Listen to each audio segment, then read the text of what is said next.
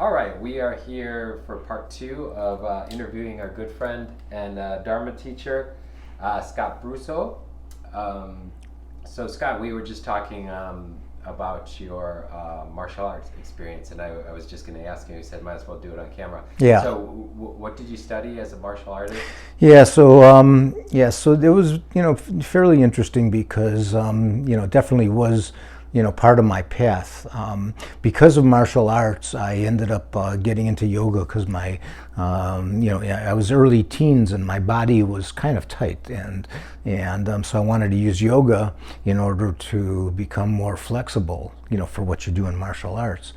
So I did that, and yet that opened up a whole nother thing, leading me more into a spiritual path.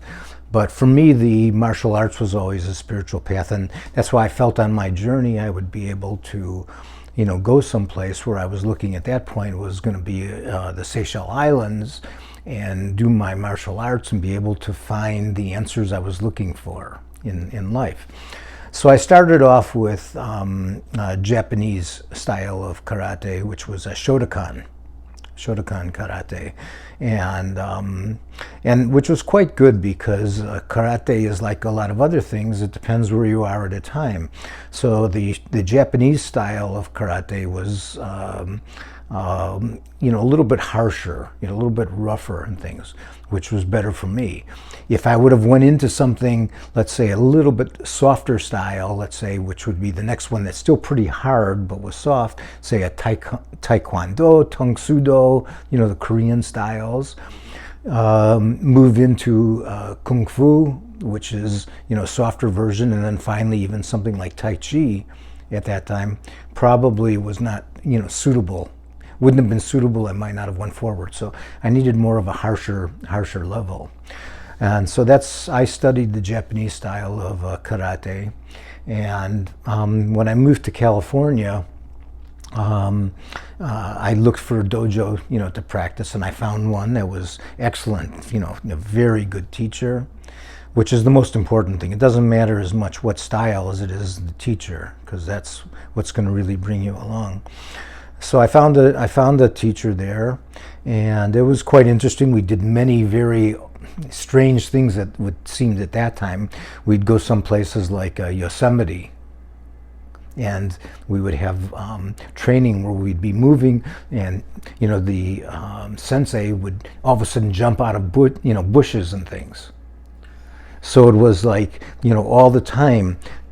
Bringing heightened awareness of who you are, where you are, what your situation is, and dealing with it.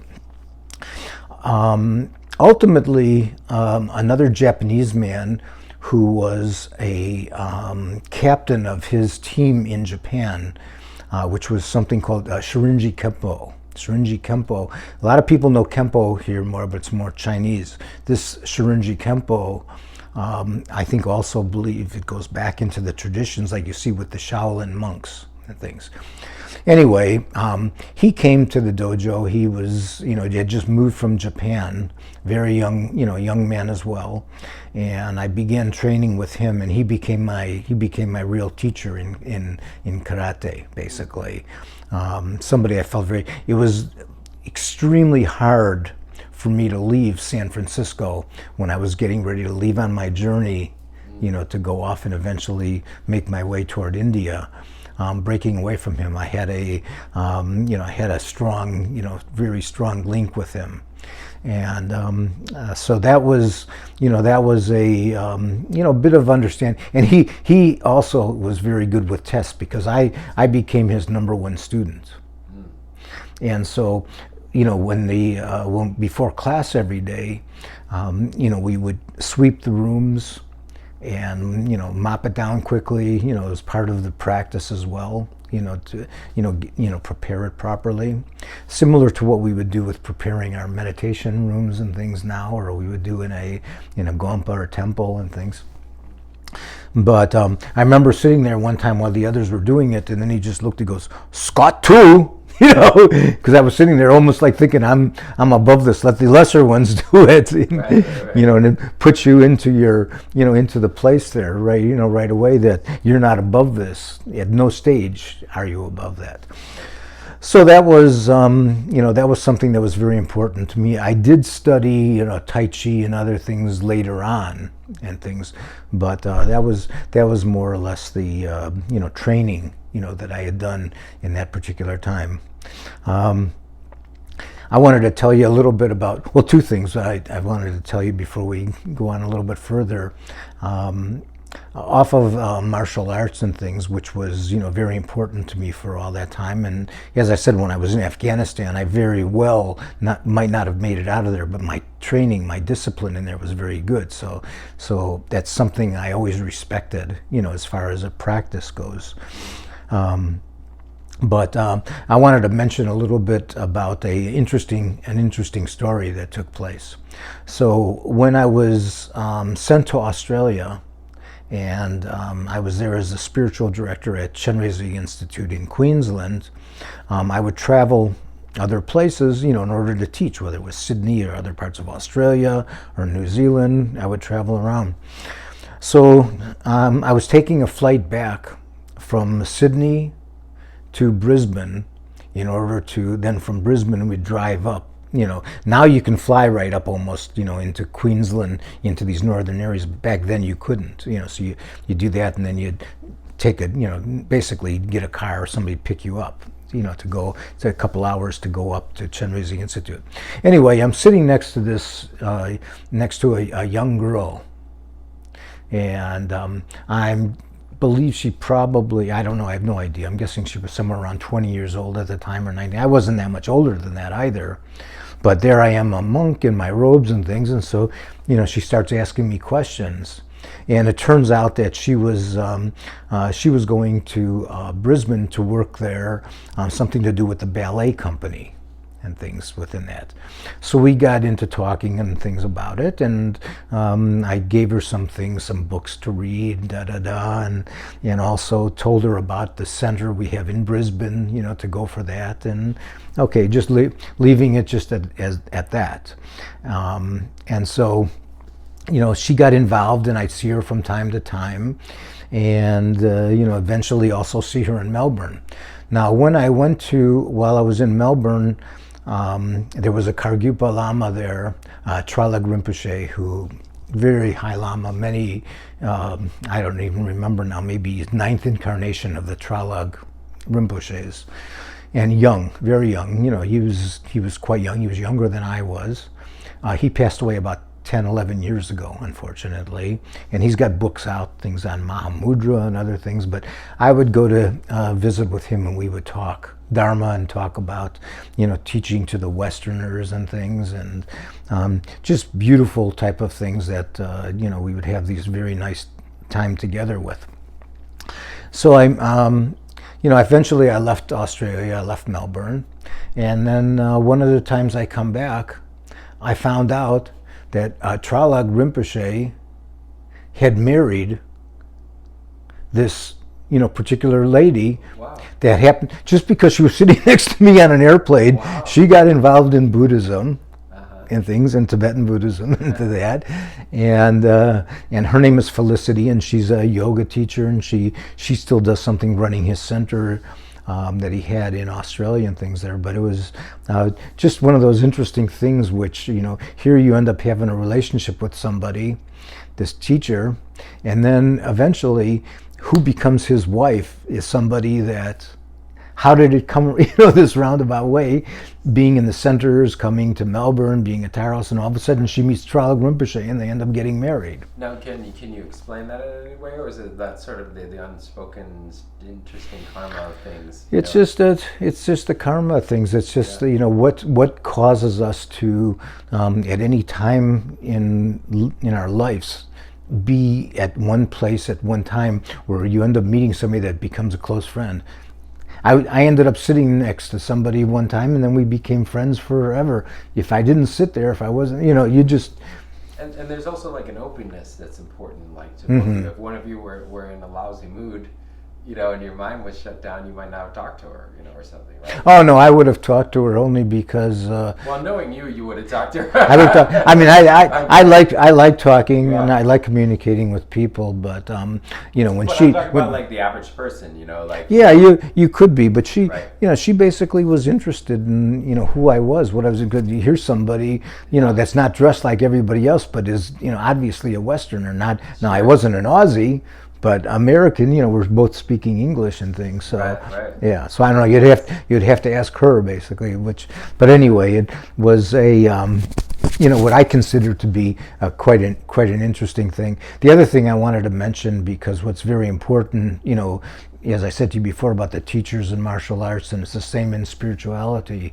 Depending on our teachers and things, it's extremely important. So, like my teacher Lama Zopa was a phenomenal, is a phenomenal. He's, almost all my teachers, almost all my lamas, the older lamas and things around have all passed away of incarnations. Some of their incarnations are now teaching at 20 years old or 30 years old and things. So, but Lama Zopa is still alive. But Lama Zopa was a Nyingma Lama in his previous life, and he is known as the Laudo Lama.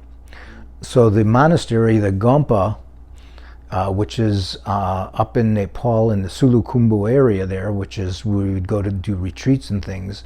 It's about 14,000 feet. It's very close to the base camp for Mount Everest. But the Laudo Lama in his previous life, he left incredible signs when he passed away. He was a great yogi that lived inside the cave. His cave is still there, which is used. People use that for retreats and things. And so in the Tibetan Buddhist thing, in the practices, something that's a little bit harder for Westerners to understand, but sometimes when the lamas pass away, after they might be sitting in meditation, and then their bodies, all of a sudden there becomes rainbows. So that's what's known as rainbow body. Why is it a rainbow body? Because the physical world is, in reality, on its most subtle level, is made up of these different colored lights. So you get into that subtlety, and the ability for them to be able to dissolve their bodies, pretty much becomes smaller and smaller, and then these lights. And then when Lama Zopa was reborn, they continuously had to bring him back because he was like crawling to go to, or he wanted to go to to a monastery or something in order to learn. When he was a baby? Or? When he was a baby, yeah. Before crawling away. This was before they recognized him as Laudo Lama. How about that? Yeah, so it's a It's kind of interesting because, obviously, we were talking about this last time when you start, meeting our lama or our lama, whatever. Has been amazing because it's like you feel that special, all those special sort of joy and quality that sort of, you don't want to call it a magic, but it's like has a sort of spontaneous, creative, joyous part of life. That when you're around these masters, it just increases that, right? Or you see them more. Yeah, their aura makes you light as well, because basically you were able to see. They're sitting there saying, "Look at what are you making life so complicated for?" Right. Right. Now, when we take this, like our whole Western culture, especially here in Chicago, whatever, any big city, I mean, it's so against all that, or it's not even. If we talk like that in front of the average person, I think we're crazy. Yeah. Or that we're Looney Tunes or something, right? Yeah. But the truth is that magic, it's not, it's all over, or whatever you want to call it. That's fine. Oh, absolutely. No, it's always, if it wasn't there all the time, in a sense, then they couldn't be like that. Right. Right. So that means it's there for them and it's there for us at all times. So these are these are kind of the secrets, which are not secrets at all, but to us they're secrets because we don't know about them. Mm-hmm. Which is what's very important with coming in contact with a teacher, because as I said, Lama Yeshe was so powerful that the first time seeing him had incredible effects on me. But when he'd give teachings, every teaching, lights would be going off, like fireworks would be going off. These are the direct connections you end up having, with your teachers, with your root gurus, with them, because they're making contact with the Buddha nature, within ourselves.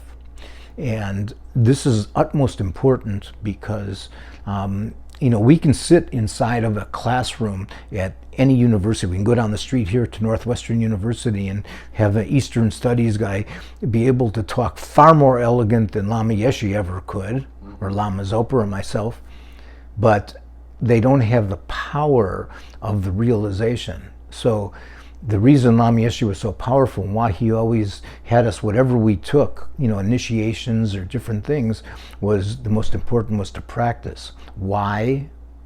Because we need direct experience. If we have indirect experience, we're just hearing something which is somebody else's words which he didn't even know. He's heard it from somewhere else. Right. You could be hearing it from a parrot that would know how to talk. Right.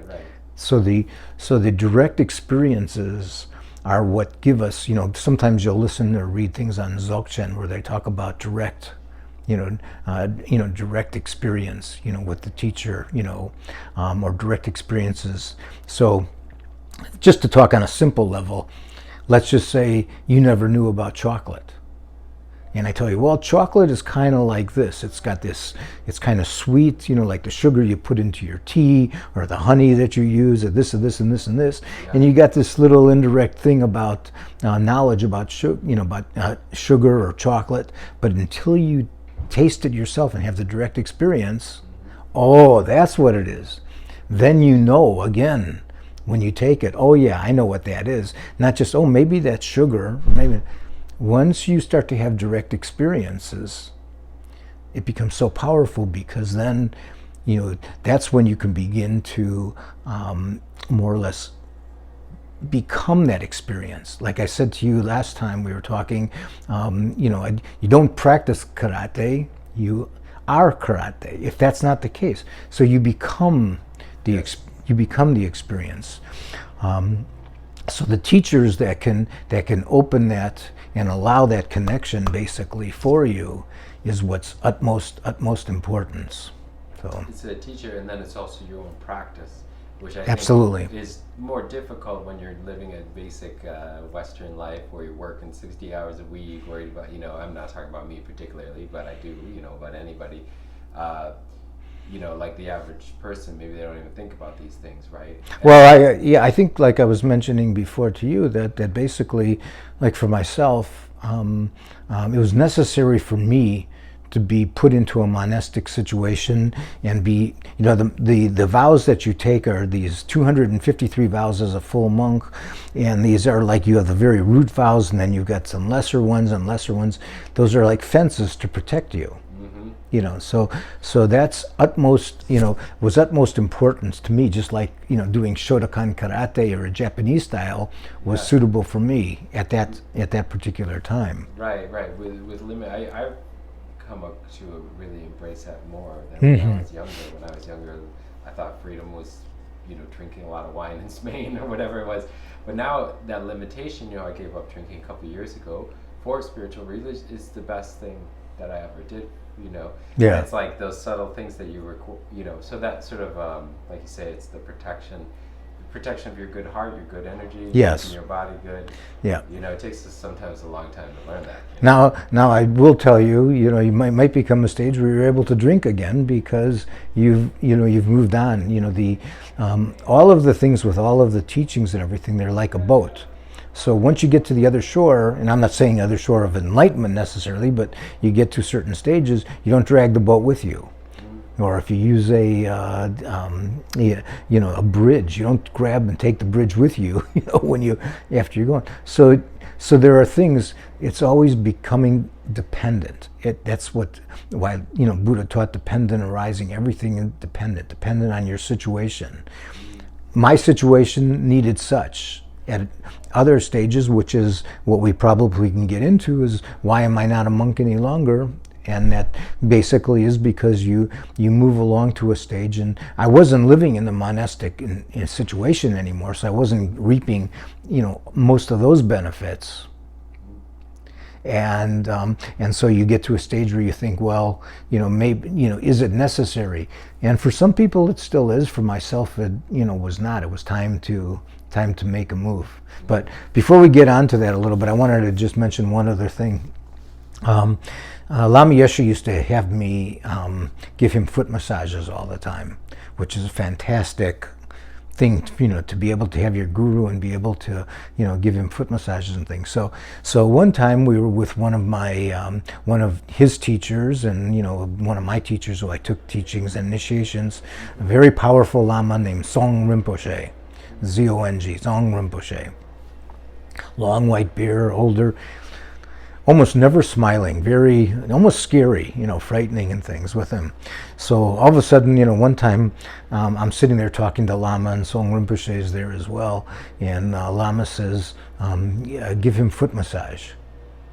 So I started giving him foot massages and things. So we became somewhat close. He invited me to his monastery down in the south of India, which I went down there, and of course, and saw this other aspect of somebody, that I never would have seen before, because of Lama allowing me to, giving me that opportunity, go there and I'd massage his feet, and we would, and he would teach me things, and, very, very, very high Lama, one of the highest Lamas, basically in the Gelupa order and things, but very, very, very powerful. So, yeah.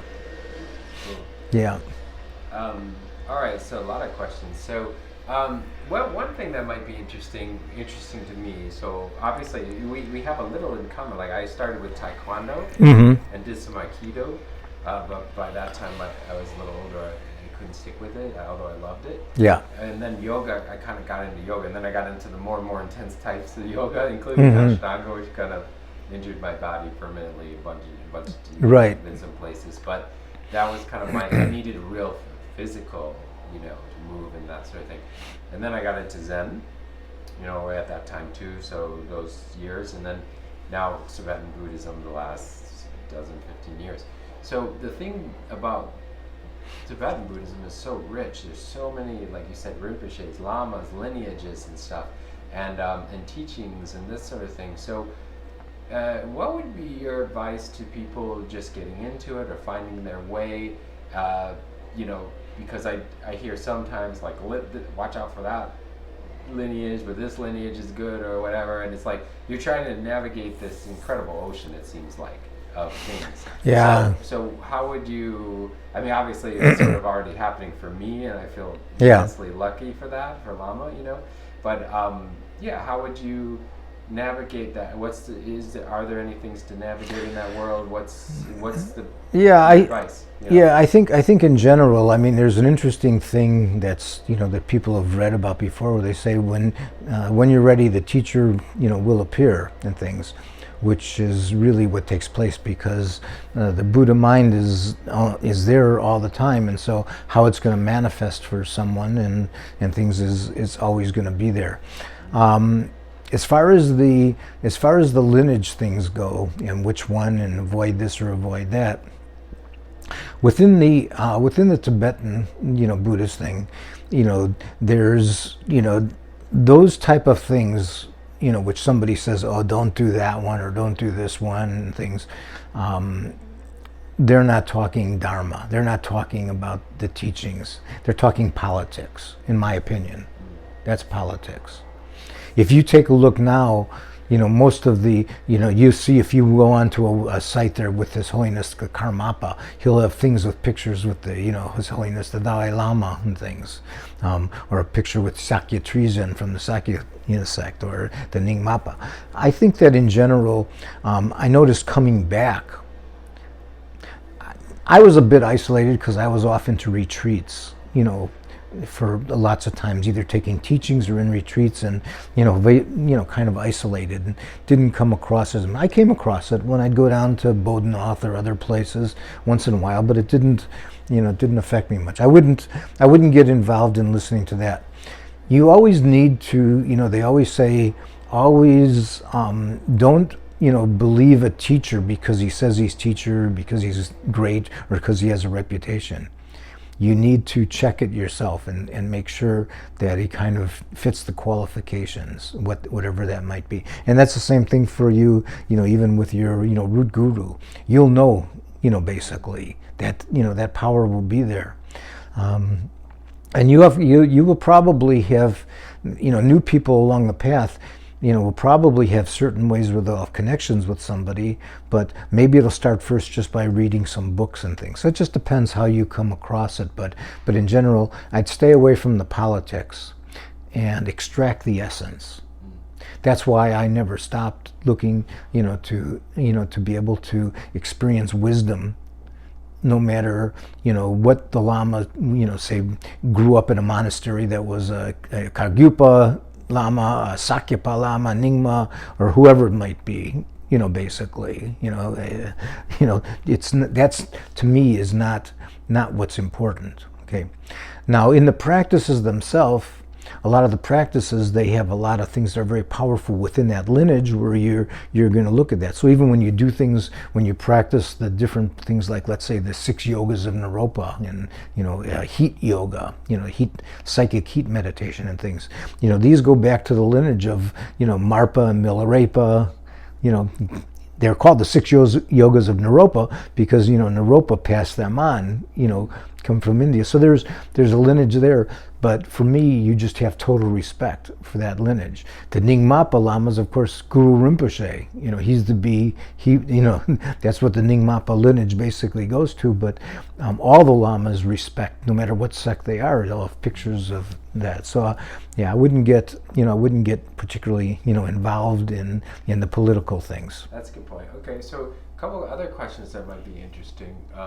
So when I in my own experience, I went to music school, right? And then I got my master's in teaching. Mm-hmm. You learn a lot of stuff, but the essence is what stayed with me all these years. And I would say for almost 40 years, I've been teaching the essence of what I've learned. Not just there, but in Spain and in my own experience, right? Right. Whatever I've attained is what I teach. There's way more material, and then I also take that to the students, say, okay, what did they need from me? Not like what do I have, or what, right? Mm-hmm. So that might be a good question to ask you, a couple questions about you. So when you were in this monastic setting, I wanted, I take it, I'm assuming your spiritual progress increased immensely because you're immersed in it and you're around all these masters. Mm-hmm.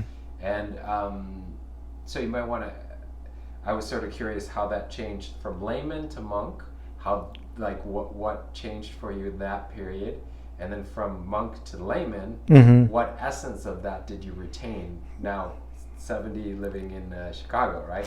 Yeah, it's a good question. I mean, for me, when I became involved in the teachings, when I got to India and Dharamsala and the Tibetan library, and Geshe Namandargi was there, the first teacher I had, and would be at those classes, 3 classes, 9 to 10, 10 to 11, 11 to 12. Some people, they come to one, they're interested. I'd sit through all of it. I couldn't get enough of what that was. And then especially after I got involved with, Lama Yeshe and Lama Zopa, my life was pretty much the same as it was for most of my years, until I left India and Nepal. It was the same. It had to do with receiving teachings, initiations, doing retreats. And so there wasn't a huge difference. I had already been in retreats before I became a monk. Things. I'd already, spent my full days in practices, and when you're in retreats, there's different, they can be different ways. You might be doing a retreat where you're doing 4 sessions a day, 2 hours each session with your meditation. Isolated, because you're in retreat, you're not talking, you're basically following certain strict guidelines. That doesn't matter whether you're a monk or you're not a monk. Or it might be one where you're doing 8 sessions a day of 1 hour. Depends sometimes on what they are.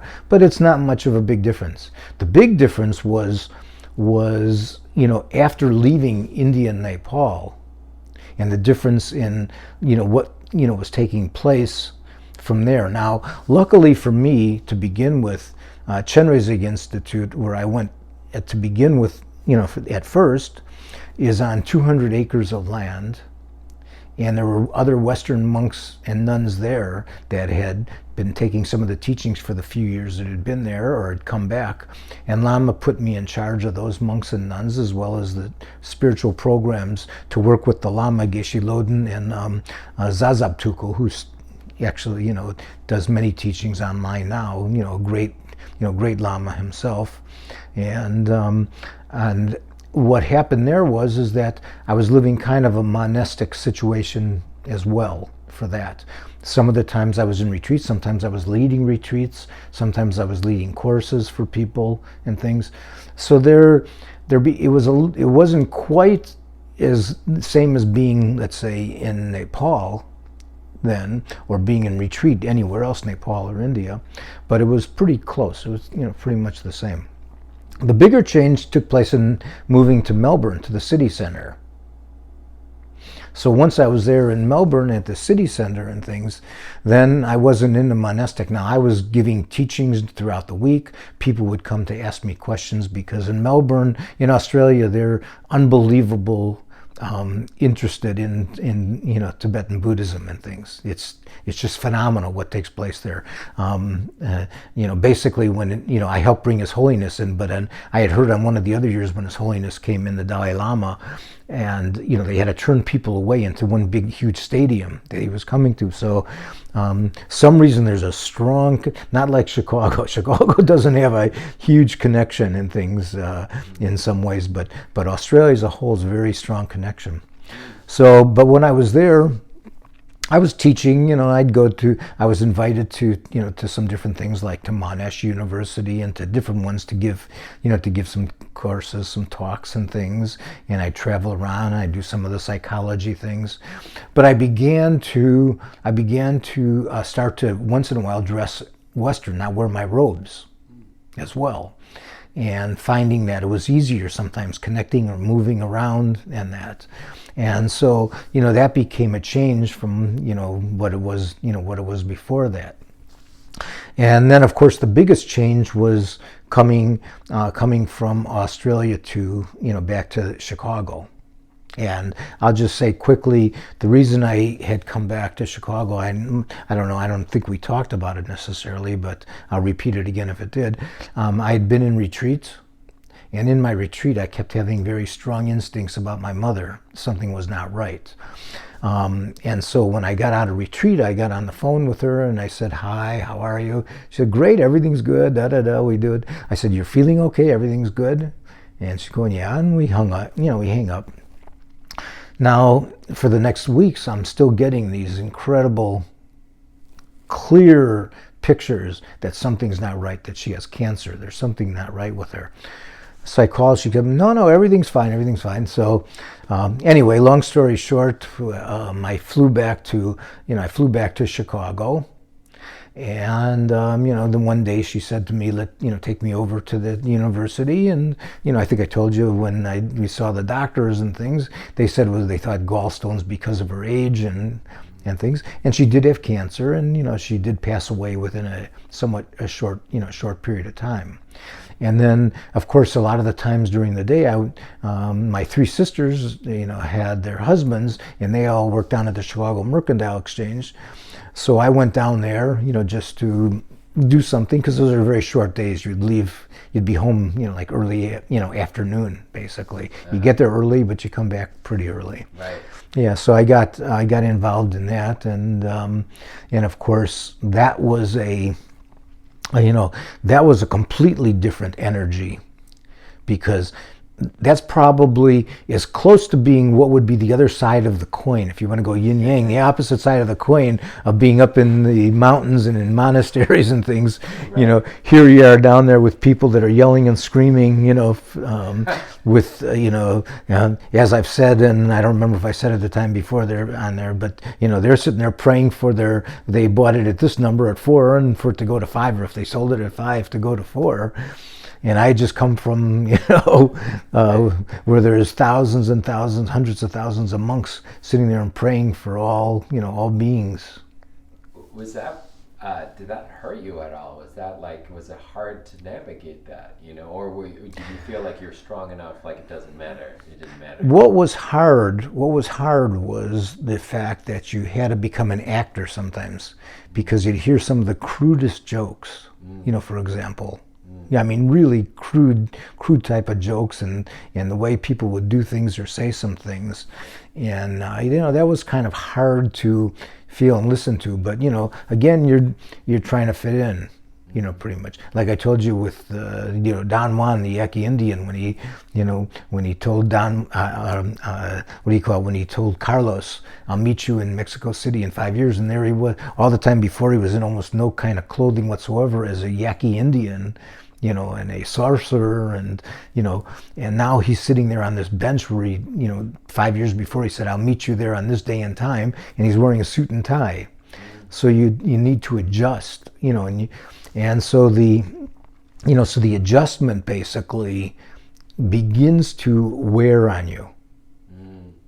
Yeah, it begins to, just like those fences are there, these are more subtle and lighter fences and things from either going further out. So if it wasn't 253 valves, but was 5,080, and the periphery, they don't seem like much, but yeah, they begin to wear on you somewhat. Do you feel like that had a negative effect on your spiritual, development or whatnot? Oh, I think it had a negative. It had a negative effect because the practices we learn are to be able to learn them and be able to put them into situations. Was I ready to be into that situation per se at the Chicago Mercantile Exchange or in that financial industry like that? Probably that was the best I was ever going to be going into it, because I was able to move around like I was in air, pretty much, where most things didn't affect me, where if we're looking at a sporting event, I didn't have an emotional reaction to most of it because from all these years of practice and things. But eventually you begin to feed into it. And it begins to wear on you a little bit. If you ever read the story I related to the story of not that on that level, but if you read the story on Siddhartha. Oh right, yeah. Remember when Siddhartha all of a sudden he went back, and for years he kind of had kind of lost his way in a sense. Yeah. I never lost my way in the sense that I knew on the core inside of me, what was who I was, what I was, and what I was working toward. But did it weaken, my energy and things? Yes, absolutely. Absolutely did.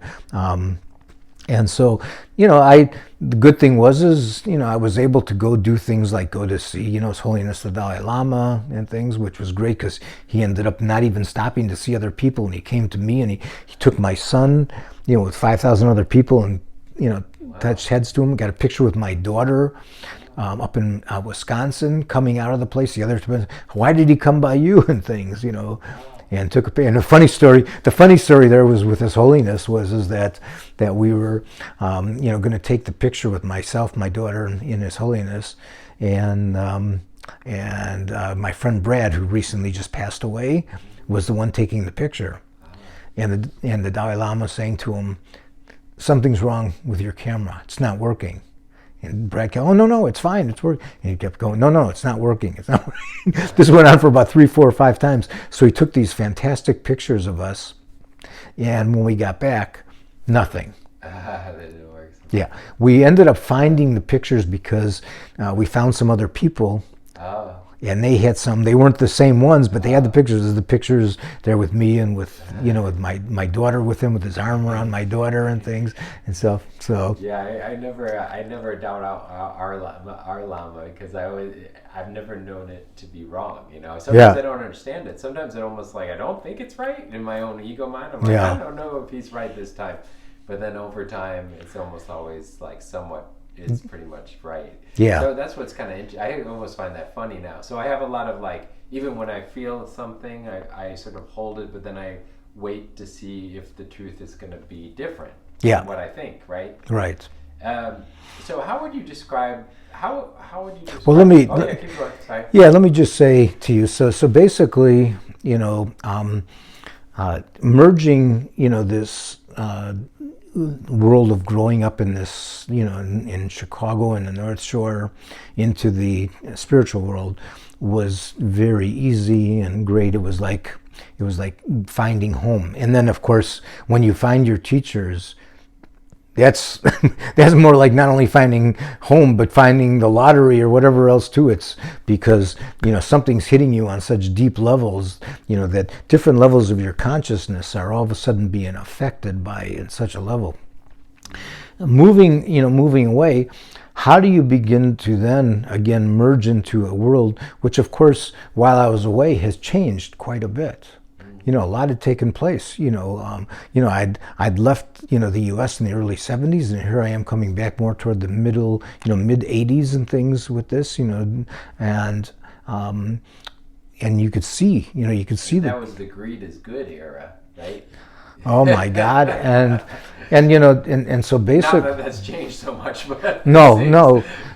But so that's why for myself, I was like, yeah, I'd like to, it was kind of sad for me to see. It wasn't kind of, it was sad. It really was. It really was sad with what was taking place.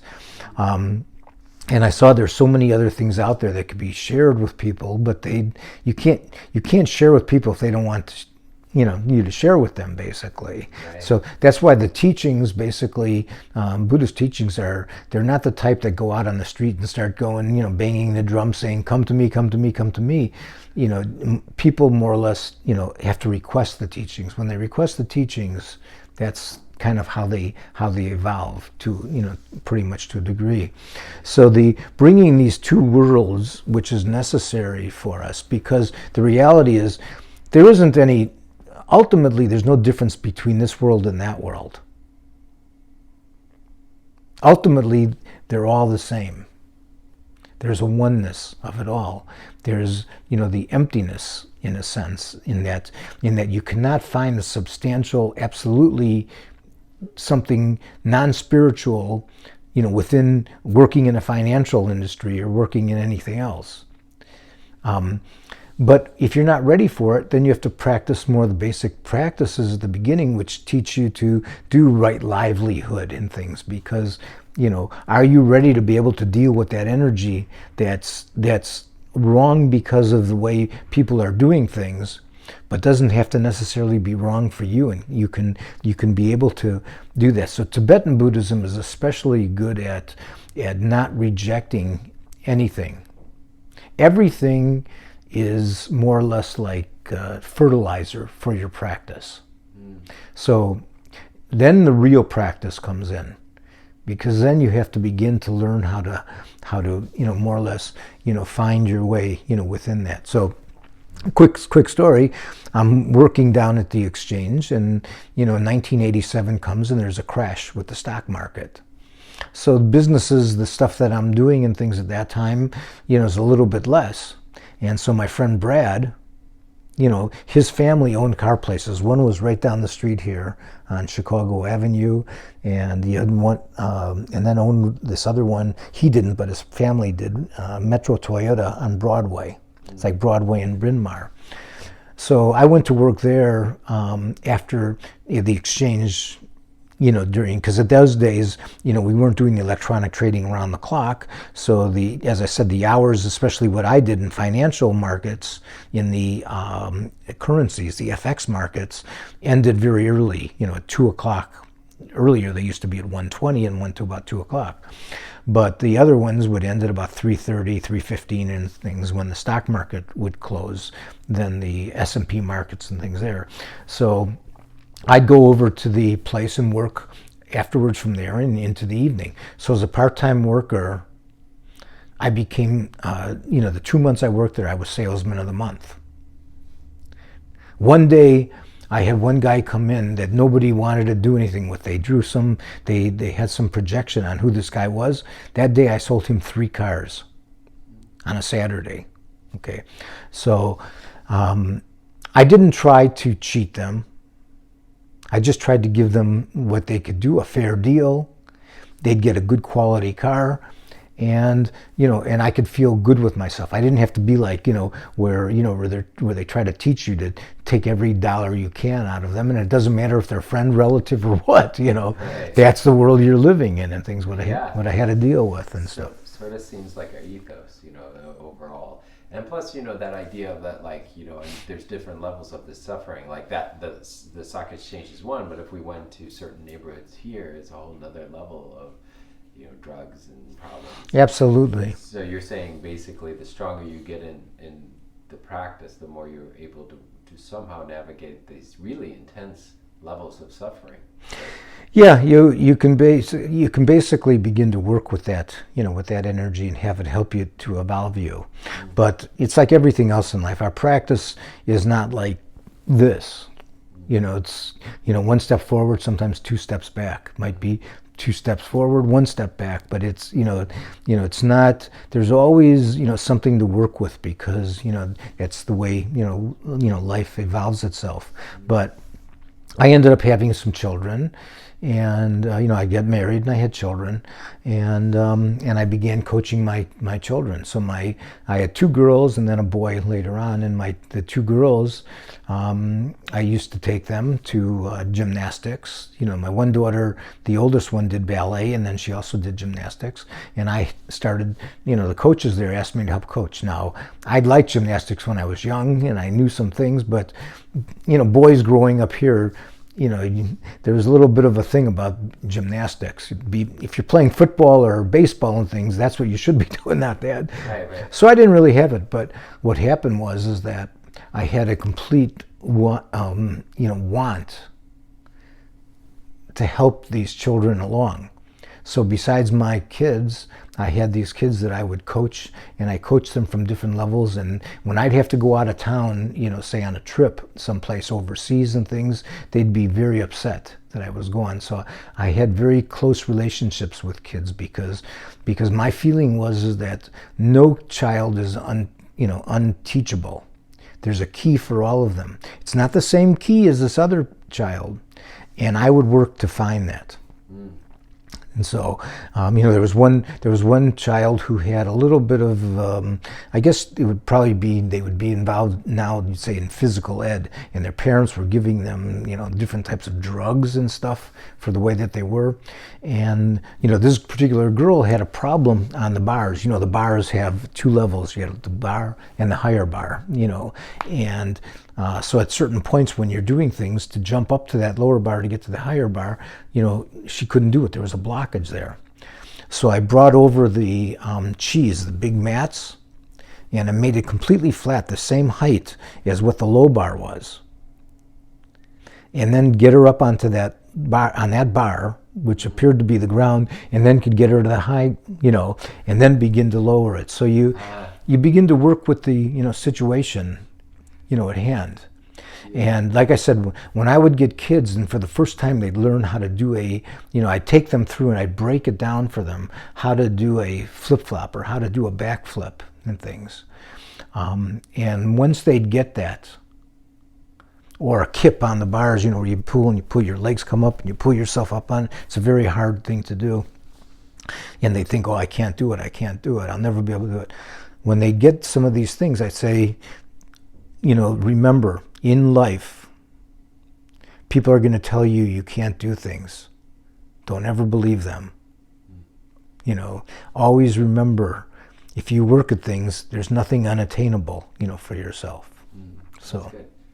That's cool. All right. I want to ask real quick.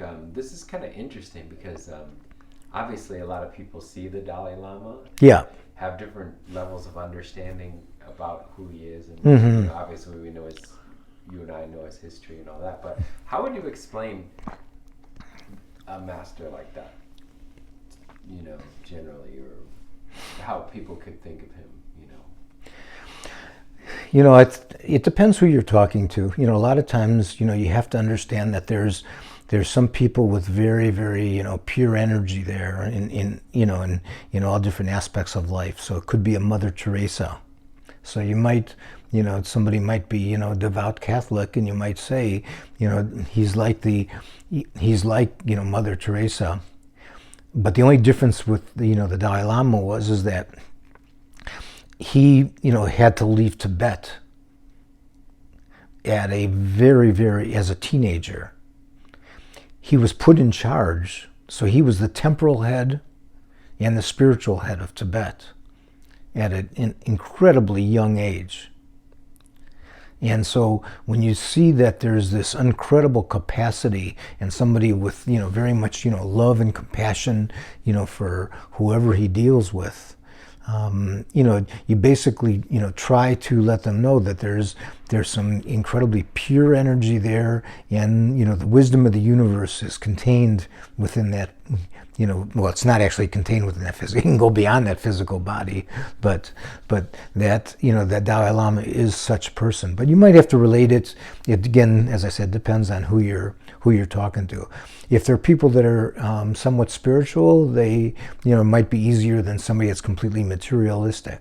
Yeah, right.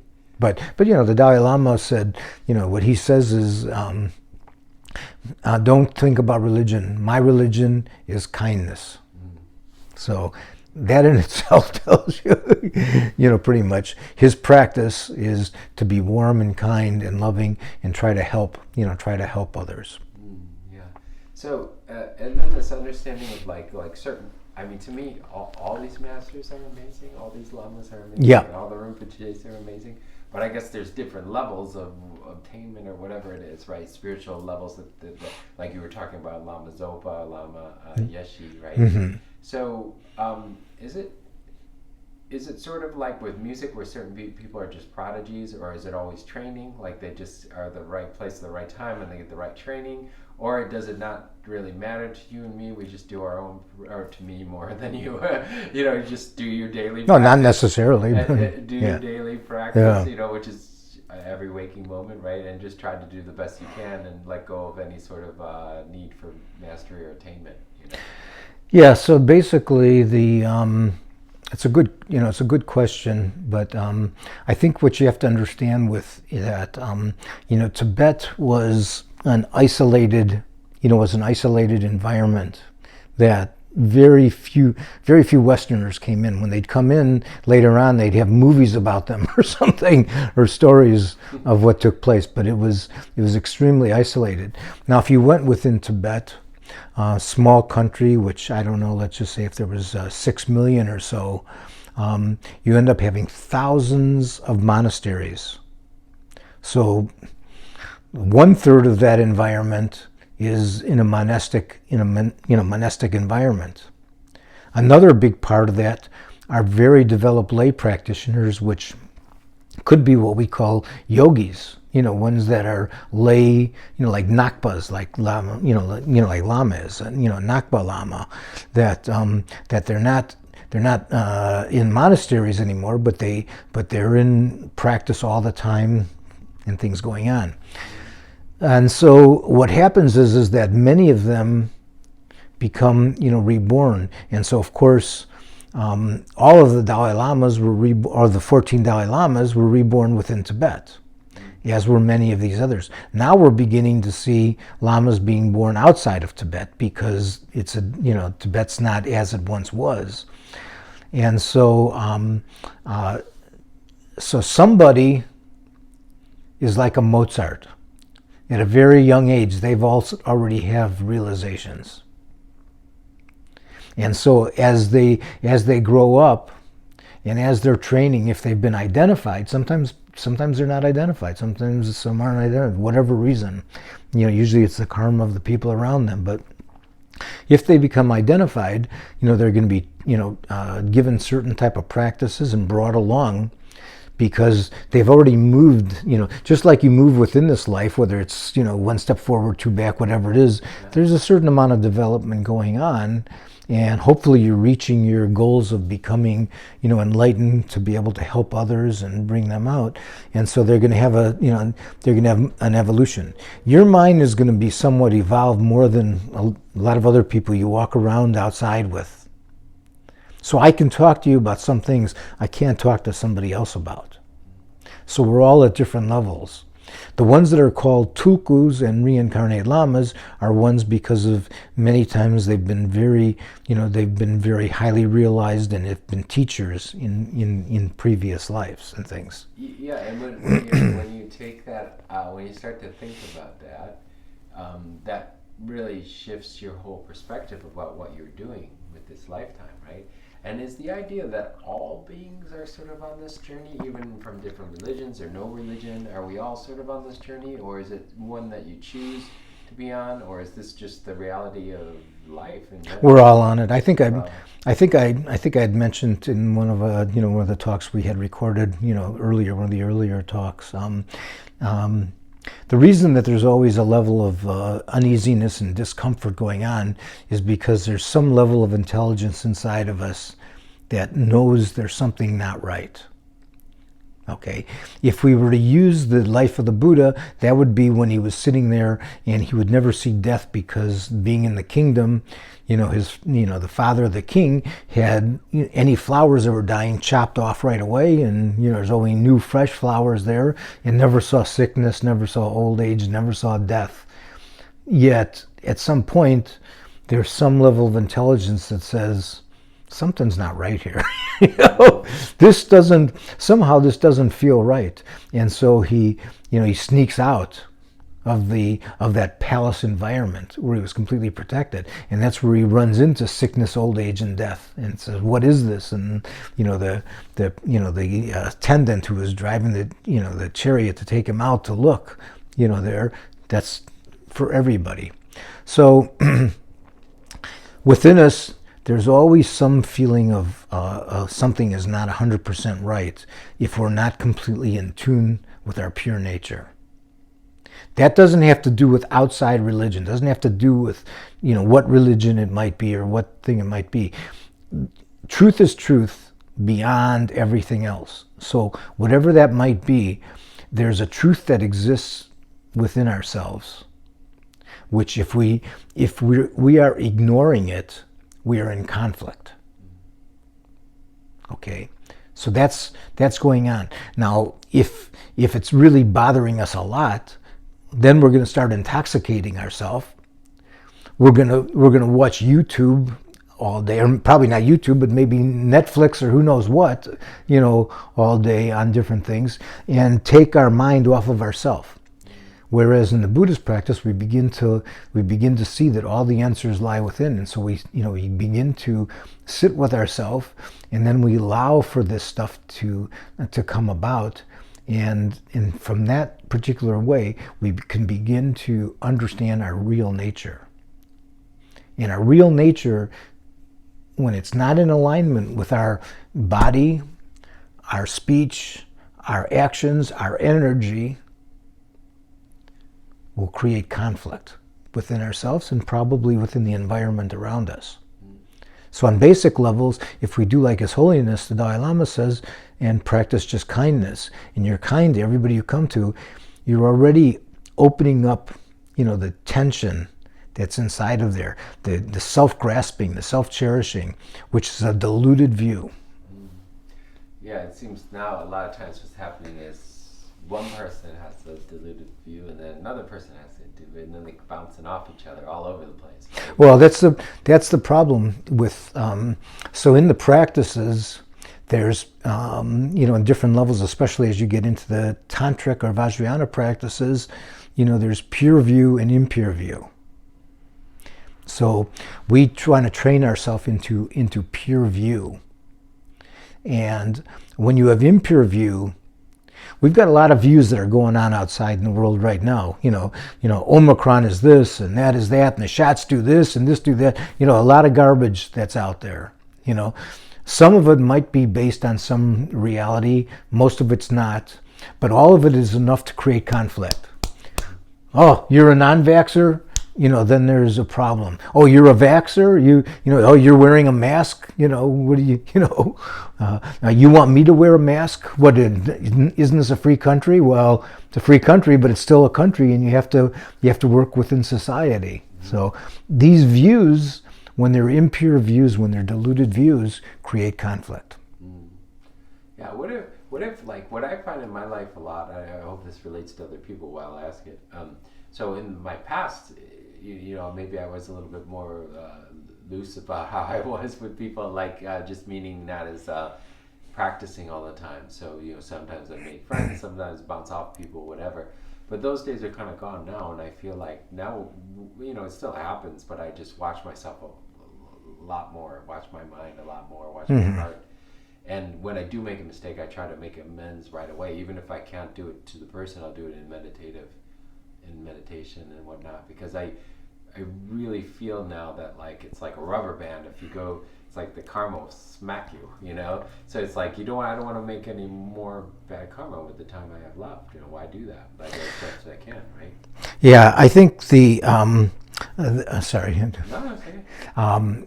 I think the powerful thing to do is that if it's easy to sit in your practice and let's say have a very close relative or friend, and try to send them love and compassion and light and different things and healing.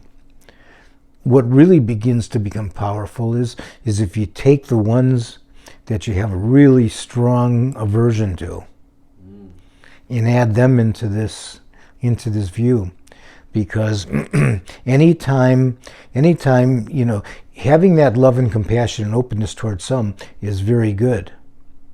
When it becomes really good is when your mind becomes open, without boundaries, without reason.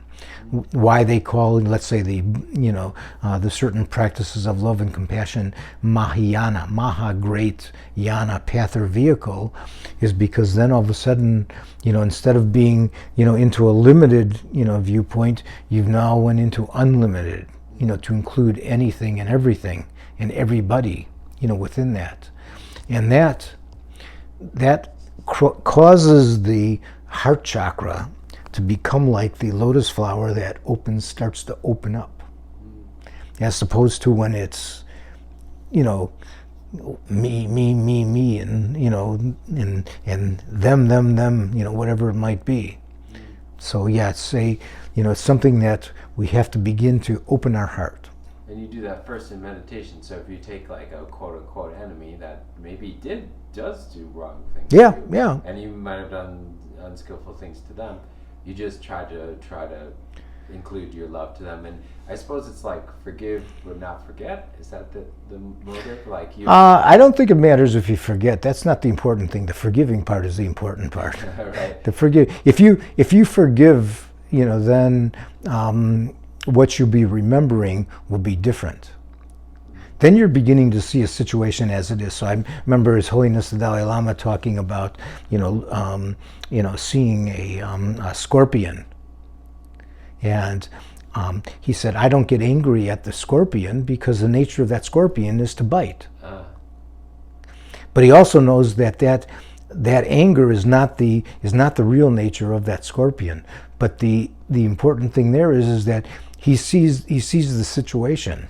So sometimes, when you're saying forgetting, you're actually beginning seeing. Now you're seeing something, okay? So you're seeing that it's not that person that's doing that, but it's his deluded mind, his anger, his wrong views, not the real, inner nature of that person. And then you just kind of wish for him to be more in touch with that aspect. Yeah, or it can become possible that somehow your non-aggressive reaction to it might become one of that it changes, opens them up. Or you might be enlightened, and maybe you have a way to put him in his place. Which is a trickier type of thing, because then you have to really be evolved enough to know that I can do this in the right way. I think our Lama's done that to me a few times, but I'm so thankful for the times he has. Yeah. It's like I needed it. I need a strong teacher, Yes, exactly. So. Is there anything else you want to wrap up? You were looking at your watch. Is there anything else you want to wrap Well, up? no, we were fine. I'd gotten some. I didn't know if it was the message coming from the parking. We have a few more minutes left. Yeah, is there anything you want to wrap up? We could always do a part 3 or a part 10 or a part 20. Yeah, if we want to. Yeah, I mean, I think the important thing is that it was quite kind of interesting, which at least I'd like to say that. So I came back to the U.S. and found myself into this environment. Now, I've been on the moon for whatever, let's say 15 years. Okay. So now, being somewhere into my 30s and being on the moon, How do you fit into society? How do you begin to get a job? And how do you work within that job? How do you develop within that job? I can honestly say that being there and having nothing to say, okay, well, I was there, I did this internship with such and such a company and did this and did that and things. But I'm able to say that from the power of what I learned from my teachings, the energy from my teachers allowed me somehow to become what you'd consider relatively successful. Coming from no place, coming from zero, basically. But a lot of people might be coming from zero because at 19 years old they just want to enter the workforce or whatever, and they don't have a lot, to say, why should I be getting these positions? Right. But somehow, there was something there, and luckily for me, my job involved me to being in contact with many people all over the world. So I have many connections globally around the world. And I can honestly say that I always looked to try to help them as well. So I wasn't just looking for myself. So Yeah. I believe they could feel that I was genuine. Yeah. Just like these people at the car place back then, they were inviting me to come to their house for dinners when I would sell them cars. I sell them cars, they didn't just leave. I'd get things, they want me to come to dinners and things because I cared about them personally on a different level than what most people they come in contact with. Yeah, I'm finding out there today it's also competitive, also money, and people will cheat, lie, steal to get ahead. And it's almost like accepted. Yeah. Sometimes I've been told by people, "Oh, you're just old." It's not just accepted; it's a path. It's a path. They have that's what their path is from the material world. For most of them, that is their path. That's that's their vows. I must steal from you to get ahead. I must harm you to get ahead. That's part of their precepts. Yeah. So knowing that's what would you say even a majority of the way people feel, or how You see the scorpion. Yeah. It's seeing. Okay, it's seeing. You're seeing something which allows you to deal with the situation somewhat better. That's where the skillful means come in. Yeah, exactly. You may not do business with that person. You might pull back. Yeah. But you don't just hate them or anything like that. Yeah, no, there's people that you don't want to do business with because they're on a really bad path. And that allows you as well. So yeah, And that's true. what's odd is some of those people, at least outwardly, can be very successful. I've seen, like they can. Well, I have a term for it, which because I think it's very true, which is it's not my term per se, wherever I heard it from, but it's succeeding upwards. So if you take a look, you see people that failing upwards. Oh. I said it wrong. Failing upwards. You continuously do the wrong things. Don't do anything to add to a particular company or whatever this might be. But for whatever reason, they found a way to then be promoted and then be promoted and promoted again. And this is a little bit of a problem, let's say that, within, we'll just use in the US today, because we're made up of our corporations, of our companies, and people in high places. And they don't really try to look at what's right and what's real. That's why when I did that thing with Lama, he invited me to come to the thing for that guaranteed rate, to raise money for for basically charities like and the Wounded Warriors and different things. Here's somebody that was a founder of this particular company, yet he understood what meditation does and what spiritual practices, that they can add to your life. Yeah. I always found my personal thought is like when you do business with good ethics, and everybody wins, it's so beautiful. But it can get really ugly and nasty very quickly if one of those components gets to that other way of doing it. So what I usually do is just back away from those situations. I'm not interested in that. Yeah. You know, I'm interested in creating art, all of it. I was taken advantage of many times, extremely naive, because I'm sitting there trying to see this Buddha nature within everybody, Right. and not understanding that, you know, not only are they not seeing Buddha nature, but they're they're saying, oh my God, here's an easy what do you call that, somebody easy to take advantage of and things. So yeah, you can. And so you have to learn to be alert, because also, you don't want to put people in positions to create negative actions, bad karma too. So if you can see the situation correctly, the sooner the better. Yeah. Cool. Well, thank you, Scott. That's Okay. good. All right. Well, thank you. Have a great day.